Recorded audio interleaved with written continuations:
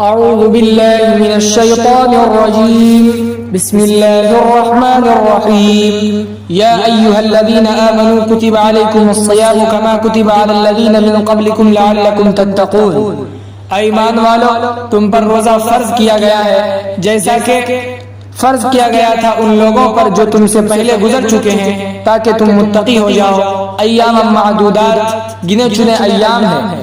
فمن كان منكم مريضا او على سفر فعدة من ايام اخر، پس جو شخص تم میں سے مریض ہو یا مسافر ہو تو دوسرے ایام کی گنتی ہے۔ وعلى الذين يطيقونه فدية طعام مسكين، اور جو شخص بمشقت طاقت رکھتا ہو ان پر فدیہ ہے ایک مسکین کا کھانا کھلانا۔ فمن تطوع خیرا فهو خیر له، پس جو شخص خوشی سے نیکی کرنا چاہے تو اس کے لیے بہتر ہے۔ وان تصوموا خیر لکم ان کنتم تعلمون، اور یہ کہ تمہارے لیے روزہ رکھنا بہتر ہے کاش کہ تم لوگ جانتے۔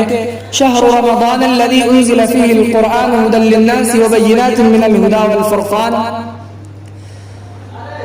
رمضان کا مہینہ ہوا ہے جس میں قرآن نازل کیا گیا ہے جو ہدایت ہے لوگوں کے لیے، اور ہدایت کی واضح دلیلیں ہیں اور حق و باطل کے درمیان فرق کرنے والی کتاب ہے۔ فمن شہد منکم الشہر فلیصم، چنانچہ تم میں سے جو شخص رمضان کا مہینہ پائے چاہیے کہ وہ روزہ رکھے۔ ومن کان مریضا او علی سفر فعدۃ من ایام اخر، اور جو شخص مریض ہو یا مسافر ہو تو دوسرے دن کے ایام کی گنتی ہے۔ یرید اللہ بکم اليسر ولا یرید بکم العسر، اللہ تمہارے ساتھ آسانی چاہتا ہے اور تمہارے ساتھ مشقت نہیں چاہتا۔ وَلِتُكْمِلُوا الْعِدَّةَ وَلِتُكَبِّرُوا اللَّهَ عَلَى مَا هَدَاكُمْ وَلَعَلَّكُمْ تَشْكُرُونَ، تاکہ تم لوگ تعداد پورا کرو، تاکہ تم لوگ اللہ کی بڑائی بیان کرو اس چیز کے مطابق جو اللہ نے تمہاری رہنمائی کی ہے، تاکہ تم شکر گزار بن جاؤ۔ وَإِذَا سَأَلَكَ عِبَادِي عَنِّي فَإِنِّي قَرِيبٌ، اے محمد صلی اللہ علیہ وسلم جب میرے بندے آپ سے میرے بارے میں پوچھے تو بے شک میں قریب ہوں۔ اجیب دعوت الداع اذا دعانی فلیستجیبوا لی ولیؤمنوا بی لعلہم یرشدون، پکارنے والے کی پکار کو میں قبول کرتا ہوں جبکہ وہ مجھے پکارتا ہے۔ فلیستجیبوا لی، چاہیے کہ وہ میرے حکم کو مانے، ولیؤمنوا بی، اور مجھ پر ہی ایمان لائے، لعلہم یرشدون، تاکہ وہ لوگ نیک راہ پائیں۔ احل لکم لیلۃ الصیام الرفث الی نسائکم،